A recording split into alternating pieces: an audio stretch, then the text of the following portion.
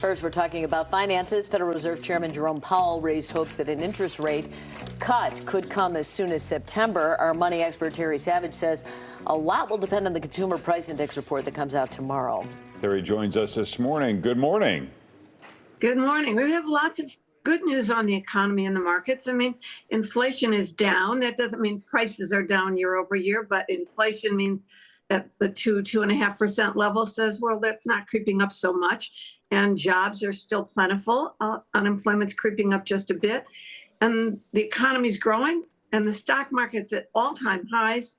So what's to worry about? Well, if you're in debt, I think there's a lot to worry about. So behind all this great news, and we'll see consumer prices tomorrow, there's some personal finance advice for you.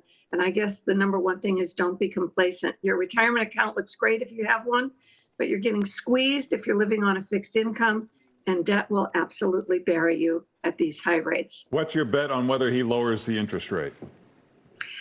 I would be doubtful that it would happen in September unless we get some surprising news on consumer prices. But no longer are people talking about maybe they'll have to increase rates. There's a general sense that inflation is coming under control. We're in the political season. There's no historic precedent for raising or not raising rates just before an election. So that's what keeps it all very interesting.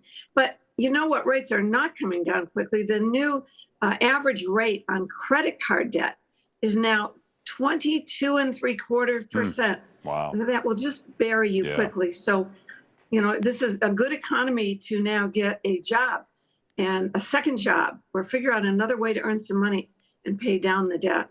All right, let's get to some viewer questions, Terry. Should you borrow from your 401k to pay off high interest credit card debt? Oh, right on topic here. No, don't do that. If you're still contributing to your 401k, you're younger, you've got lots of years to let that money grow tax deferred. If you think it's tough to be in debt now, wait till you're a senior. Seniors can tell you no way to increase their income. So don't borrow from your 401k. If you could just double the minimum monthly payment, that will get you out of debt within 3 years, the current minimum, and keep paying that amount every month. Find a way to get the extra money. If you are really buried, and these interest charges, as I said, are just really adding to your woes. Let me put up the number, could we? The National Foundation for Credit Counseling, 800-388-2227. That's where you can get free, non-biased help to deal with your credit card debt. Do it now while you still have a job and you still have the opportunity to pay down the debt before it buries you. All right, next question. I'm buying a condo, have the dollars to put up to 30% down, but wondering if it makes more sense to only put 20% down and invest, add other money to my IRA. It's about $25,000. The difference in monthly payment is less than $200. Well, you know, I always say that's wonderful to keep contributing to your 401k, your IRA. The more money you can put aside now, that time will make it grow. But if you're buying a new home or condo, I would suggest you keep some of that money liquid in your money market fund, because you will be amazed once you're a homeowner how many important things come up that you have to fix or repair or change. So don't be cash poor as you start out as a homeowner. Congratulations on taking the first step, though. All right, I have a stepdaughter that will be 18 next month and graduating from high school in June 25. We never set up a 529 account and wondered if it makes any sense for tax purposes to set one up this late in the game. Oh, no, too late, too late, too late. Do that for your grandchildren. The idea of a 529 is you put money in. It's not a deduction, but it grows tax-free if it's used for college expenses. But it's best done when a child is young and you contribute regularly. Too late to set up a 529. Now you have to rely on scholarships. If you have a child going into a senior year, go to scholarships.com. This is the season now to start searching for additional money. And of course, there are always federal student loans. They're very expensive. Parent Plus loans are the worst, most expensive loans you can take out.